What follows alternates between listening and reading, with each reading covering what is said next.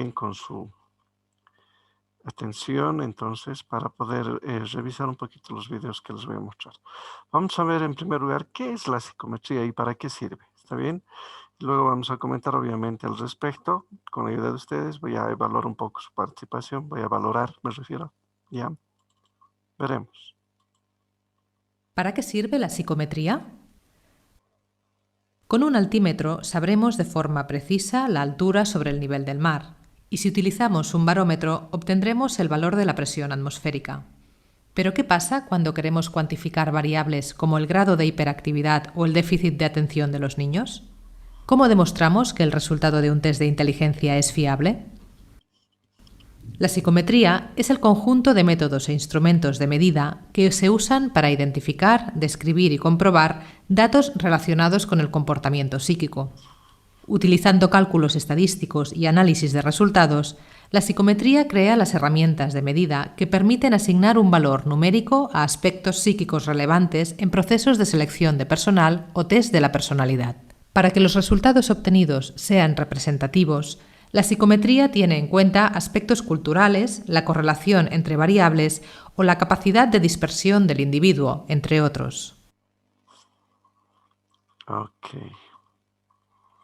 Bien, el primer video, como acabamos de observar, sí, un poco regresando a lo que estaba mostrándoles hace un momento, nos habla del objetivo que persigue la psicometría, ¿no? Es cuantificar en esencia diferentes aspectos del ser humano, básicamente los psicológicos, obviamente, los ligados a la psicología. Entonces, les habla ahí del grado de confiabilidad que tienen que tener estos tests, obviamente. No podemos aplicar instrumentos que no sean confiables o que no estén normalizados, más claro, de tal manera que podamos nosotros comprender a la persona o personas que estamos tratando de analizar. Dentro de esos instrumentos de evaluación, voy a leer un poco acá, se define que son las técnicas mediante las cuales se recogen, dice, ¿no?, los datos referentes a las características psicológicas de las personas estudiadas. Obviamente son muchos los instrumentos que sirven para este fin y son variadas las formas que adquieren los tests. Su modelo de presentación, el material con el que están hechos, el objetivo que persiguen, etcétera, etcétera. Es tan amplia la cantidad, dice, de instrumentos que existen, que se encuentran clasificados en diversas categorías. Y todos ellos constituyen el arsenal tecnológico y metodológico con que cuenta la ciencia de la psicología para realizar sus mediciones. Entonces, ustedes han debido ver también que en algunas universidades, no sé si algún docente en la UPAL lo ha hecho, inclusive como un requisito para ingresar a la universidad, por ejemplo, aquí en la UTO he visto que toman test psicométricos, psicológicos, etcétera, en algunas carreras, ¿no?, del área social fundamentalmente, ¿no? Y de tal manera que procuran, ¿no?, también ver un poco el perfil del futuro estudiante de, por ejemplo, medicina, psicología, etcétera.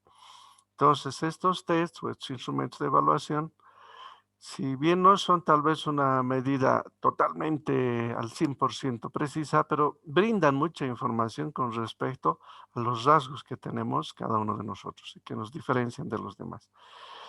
Entonces, vamos a ver también un poquito antes de ingresar a la clasificación que existe, porque tengo aquí un texto bastante amplio, ¿ya? Vamos a ver un poquito acerca de los orígenes y el desarrollo de estos instrumentos de evaluación psicológica. Y aunque ustedes no crean, antes del nacimiento de Cristo, ya había algunas culturas, ¿no?, ancestrales que se han ocupado de esto de la evaluación psicológica, ¿ya? Y les voy a mostrar a continuación un pequeño resumen que me ha parecido interesante acerca de el origen, reitero, y la evolución histórica que ha tenido en el campo de la psicología fundamentalmente, ¿no? La psicometría en la historia de la humanidad.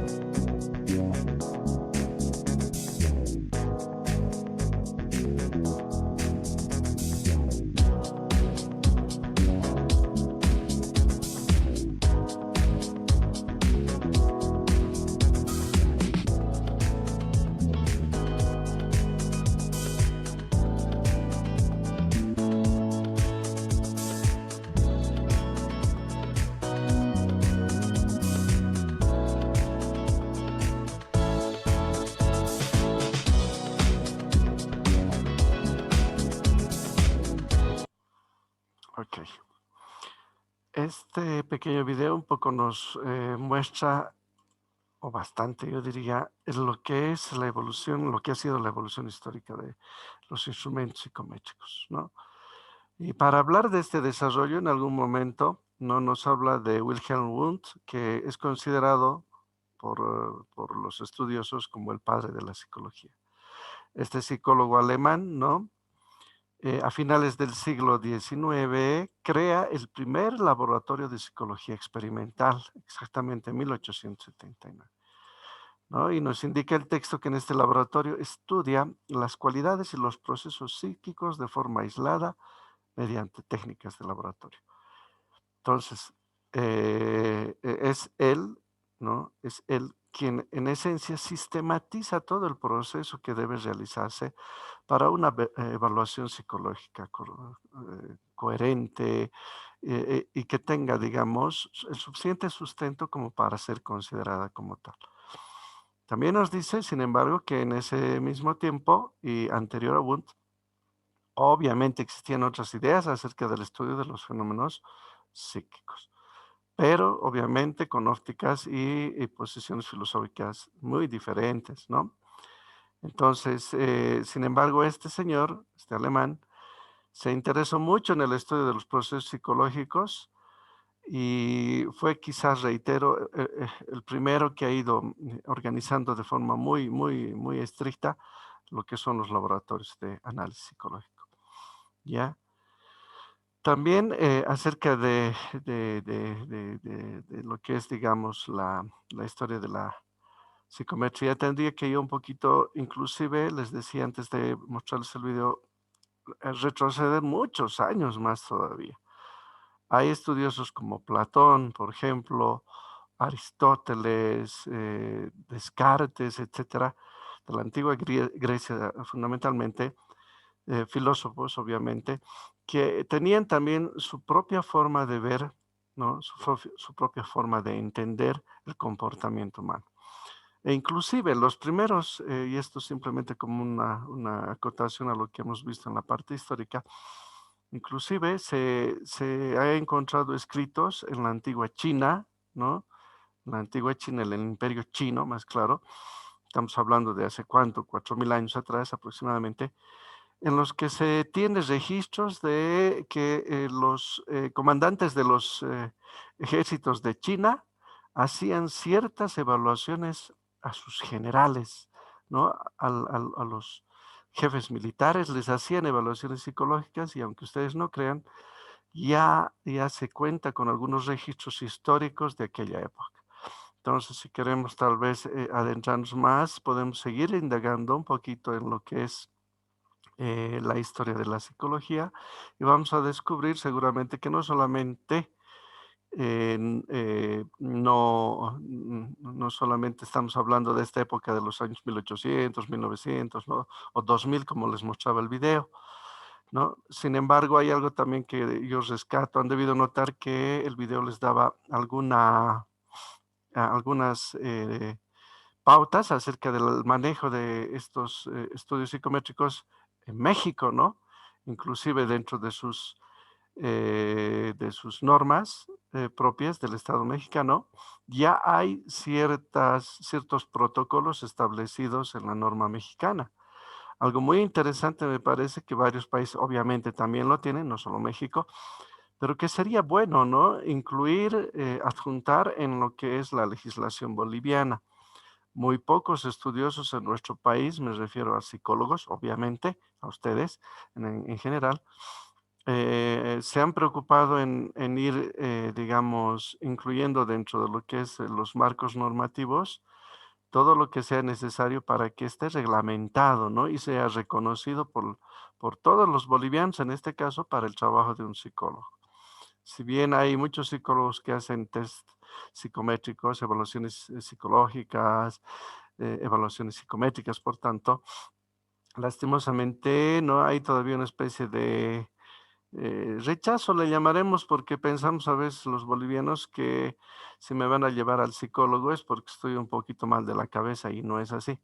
La psicología tiene otra forma de trabajo, ¿no? Con respecto al estudio del comportamiento humano, etcétera, los rasgos de personalidad y demás. El hecho de que pensemos que cuando nos dicen vas a ir a un psicólogo es tratar de distorsionar la realidad, es algo así de extraño, ¿no? Todavía en nuestro país, porque mucha gente rehuye a veces visitar a un profesional en psicología. Eso tiene que romperse. Ustedes, como estudiantes de psicología, tienen que ayudar muchísimo, muchísimo a romper esa brecha que hay entre la sociedad y tal vez los profesionales psicólogos, ¿no? Si una persona está con problemas mentales, etcétera, no van a ser tratados ya por un psicólogo, ¿no? ¿Quién los va a tratar? Señoritas y jóvenes. Ya el psicólogo tiene un campo de estudio y de trabajo muy amplio, obviamente, pero limitado a la vez, ¿no? Como todas las áreas del conocimiento. Pero si ya tiene una persona problemas mentales, rasgos mucho más complejos que salen de su campo de estudio, ¿dónde se deriva? Al El psiquiatra, digo. psiquiatra. Ah, ¿y es lo mismo el psiquiatra que el psicólogo? No, Obvio que no. Entonces, ahí viene, ¿no? Un poquito la malinterpretación que tenemos en general, quizá no solo en Bolivia, pero fundamentalmente en nuestro país con respecto a estas dos áreas, ligadas obviamente al comportamiento humano, pero a la vez muy diferentes. Aquí, sin embargo, el texto les nombra, ¿no? Algunos eh,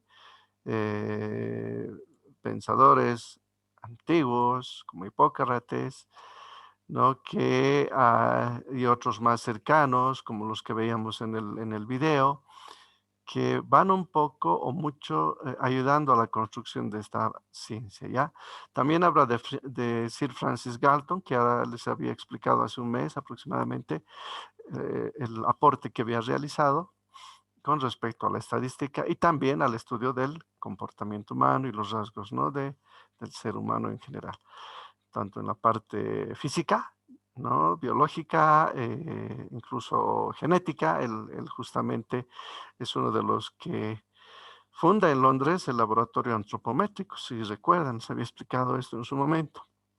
Realiza mediciones de las personas sobre su estatura, peso, capacidad auditiva, agudeza visual, capacidad sensorial, discriminativa, etcétera, etcétera, ¿no? Y su mayor aporte fue obviamente la sistematización de esa recolección de datos, ¿no? Y luego procesó esa información, ese cúmulo de información estadística para poder tener un registro que le permitió posteriormente lanzar sus teorías, ¿no? Sobre la eugenesia, que ustedes han hecho un pequeño ensayo y que varios he leído yo los ensayos, me han parecido muy interesantes los ensayos que han realizado. Otros lo han hecho, discúlpenme, solamente por cumplir, ¿no? Es en el sentido de agarrar y bueno, voy a resumir aquí lo que le expliqué y listo, ¿no? Eso no es un ensayo, ¿no? No es un resumen el ensayo.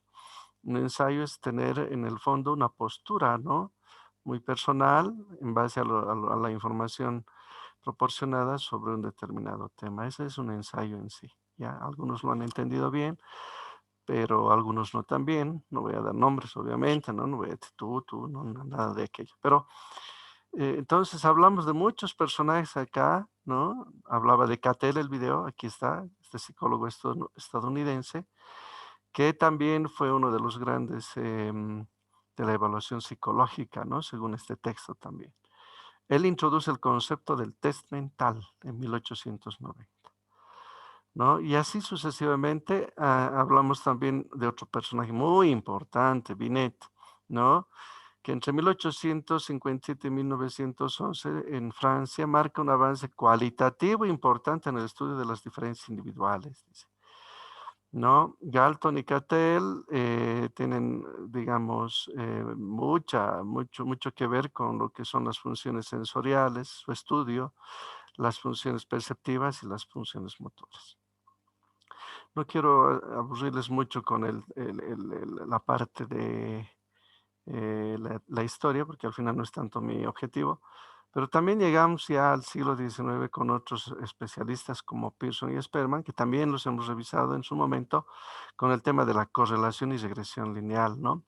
estos psicólogos matemáticos, miren qué interesante, estos psicólogos matemáticos fueron los que nos ayudaron pues a sistematizar. ¿Se acuerdan el tema de regresión y correlación? El hecho de, ¿no? Relacionar datos, fenómenos, a través de una ecuación, ¿no? De una recta y también de un coeficiente de correlación, si se acuerdan. Estos señores, miren, parece un poco contradictorio, eran psicólogos, pero a la vez grandes matemáticos. Entonces, y así sucesivamente vamos a encontrar mucha gente que nos va a ayudar, ¿no? A entender cómo se ha ido de a poco desarrollando esta importante ciencia, ¿ya? También después aquí van a encontrar en el texto que les voy a enviar al Moodle los momentos que marcan el auge de los instrumentos de evaluación psicológica. Y seguimos hablando de Binet. Y algo muy interesante acá es, miren, tiene mucho que ver esto con la Primera Guerra Mundial, ¿no? ¿Por qué? Porque se solicitó a los psicólogos la necesidad de clasificar a los soldados, miren, sobre la base de dos aspectos de utilidad a los fines de la contienda bélica. Uno, el ordenamiento de los hombres basado en la capacidad intelectual, dice, ¿no? Lo que motivó el desarrollo de dos test de inteligencia, el alfa y el beta. Y también la tipificación de los soldados en cuanto a la posibilidad de que puedan sufrir crisis nerviosas, ¿no?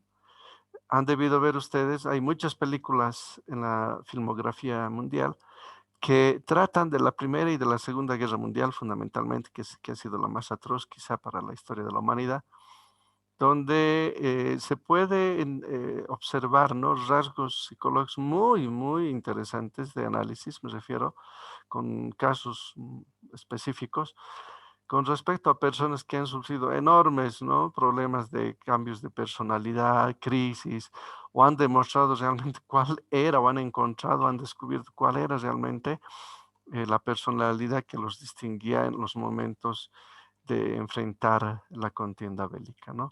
Hay muchas películas, no voy a hacer un detalle de todas ellas, pero si ustedes un poquito indagan van a encontrar, digamos, datos muy importantes que nos arrojó la guerra. Y esto les sirvió, miren, para que los gobernantes de los diferentes países vean, ¿no? Si realmente un soldado iba a cumplir con ciertos requisitos como estos para poder enfrentar una contienda bélica. Entonces, acá hay algunos ejemplos de técnicas, por ejemplo, que se utilizan. De hecho, ahorita vamos a ver cuáles son esos tipos, pero aquí simplemente voy a hablar también de algunos como las técnicas proyectivas, ¿no? En 1906 tenemos los test de asociación de palabras de Jung. 1921, el Rorschach de Hermann Rorschach, justamente. 1926, el test de dibujo de la figura humana de Goodenough. 1938, el TAT de Murray. Y en 1944, el test de tolerancia a la frustración de Rosenzweig. En general, entonces, la mitad del siglo XX se dice, ¿no? Se origina y consolidan los modelos psicométricos y proyectivos. Entonces, al hablar de una clasificación, ¿no? Podemos entender que pueden dividirse en dos modelos, ¿está bien? El psicométrico y el proyectivo. Ahora les voy a invitar a ver justamente dos pequeños videos. Les pido que los observen sobre un poco la especificidad de cada uno de ellos. Les va a hablar primero sobre los psicométricos y luego sobre los proyectivos. ¿Está bien? Vamos a ver entonces rápidamente, espero, cuáles son los psicométricos, en qué consiste. ¿Ya?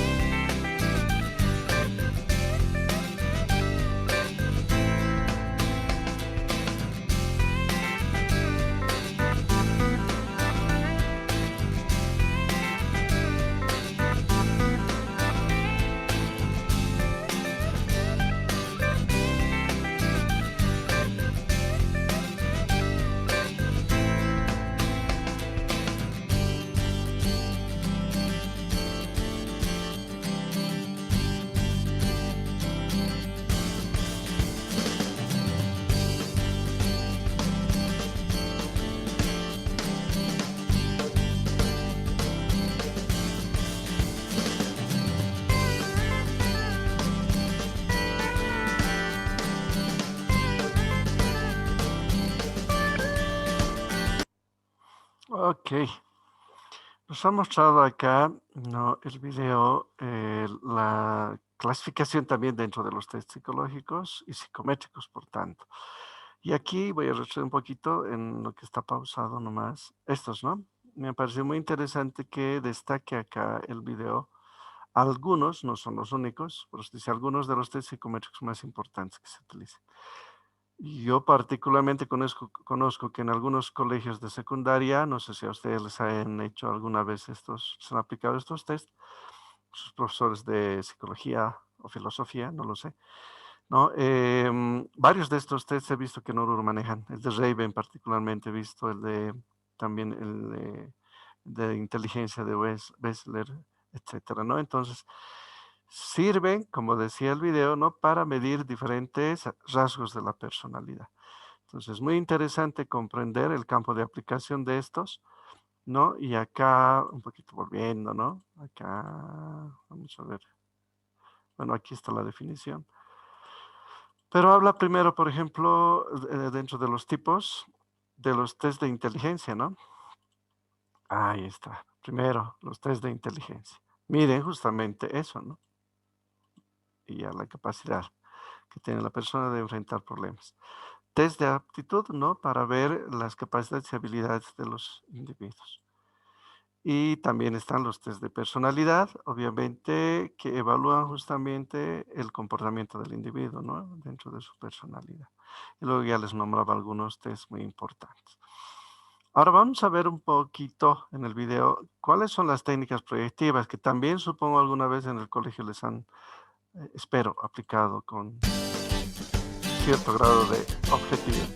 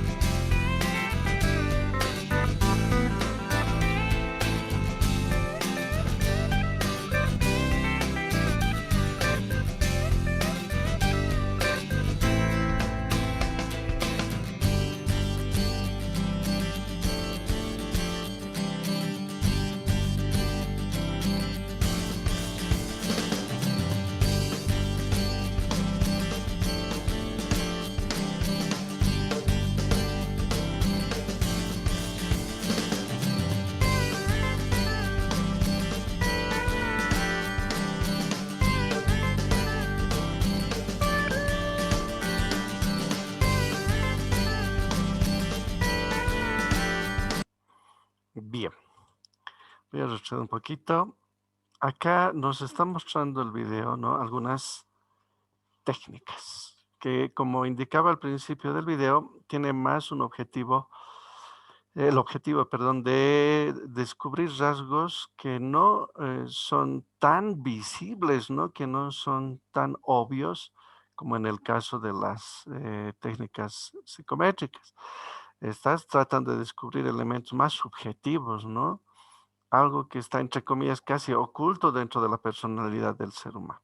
Entonces, algunas de esas técnicas proyectivas son, dice, ¿no? Estas, de las que yo conozco y he visto en algún momento que muchos docentes a veces utilizan, o profesores también en los colegios y en la universidad, tenemos el de Rorschach, y algunos otros también como el test de la familia cinética. Entonces, me parece que todo este conjunto de técnicas que estamos viendo o instrumentos de medición psicométrica permiten en conjunto, ¿no? Entender y comprender cuáles son las características o rasgos fundamentales de la personalidad humana. Hay algunos que son muy distintivos dentro de una persona, ¿no? Que a simple vista, inclusive sin la necesidad de una indagación muy profunda, salen a flote. Por ejemplo, el tema de responsabilidad es un rasgo de la personalidad, el tema de la puntualidad, el tema de la pulcritud de una persona, etcétera. Ya son rasgos que, digamos, resaltan a la vista. Pero, ¿no? Tenemos a veces otros rasgos que no son muy obvios a la percepción ni de la propia persona ni de la de los demás. Entonces ahí tenemos que recurrir a algunas técnicas que nos permitan, como en este caso las proyectivas, un poco sacar, ¿no? Hacia afuera aquello que tenemos quizá oculto, le llamaremos, dentro de lo que es la personalidad del ser humano.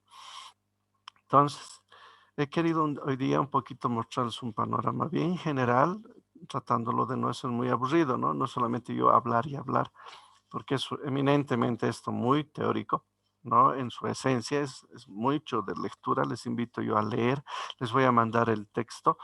Es más, es un libro, miren, que es sumamente amplio, ¿ya? Es sumamente amplio. Tiene 400 hojas.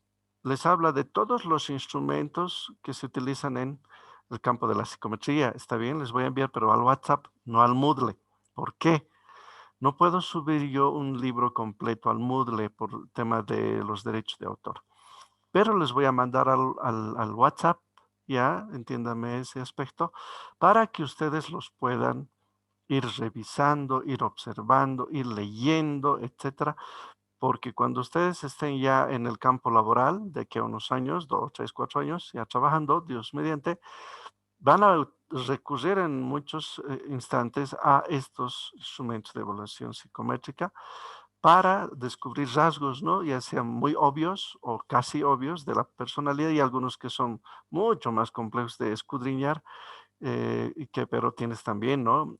Instrumentos que te pueden permitir esa labor, ¿ya? No sé si hay alguna duda, algún comentario hasta acá, por favor, alguna inquietud, no sé, alguna duda, por favor. Les estoy dando un pantallazo muy genérico, reitero, tanto desde el aspecto histórico, conceptual y hasta, digamos, la parte un poco más, si queremos llamarle estrictamente teórica de lo que son los instrumentos. Ya son dos tipos básicamente que manejan y se manejan en el campo de la psicología. ¿Alguna pregunta, por favor, hasta acá? ¿Alguna duda? ¿Alguna Yo tengo consulta? dos preguntas. Dime, Carlos. Una pregunta, la primera es que con este, con esta rama de la psicología también se puede comprobar hipótesis y teorías. Y en la Claro, segunda es, ¿en qué momento se comprueba? ¿Antes de los exámenes de test o después? Esa es ya. mi pregunta. Ya, primero que sí se pueden hacer hipótesis, obviamente, a través de estos exámenes, ¿ya?